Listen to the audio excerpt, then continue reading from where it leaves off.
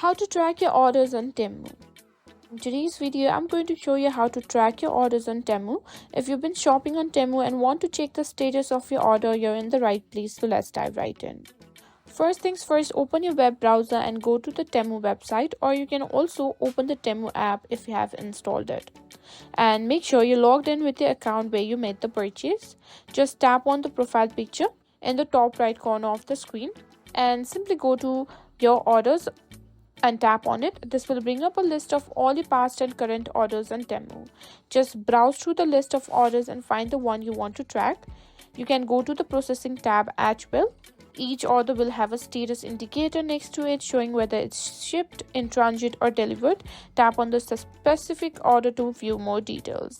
And once you've selected the order, look for the track button. Tap on track to open the tracking details of your order. Here you'll see the shipping in progress, real-time updates about your package's location. And that's it, you now learned how to track your orders on Temu easily.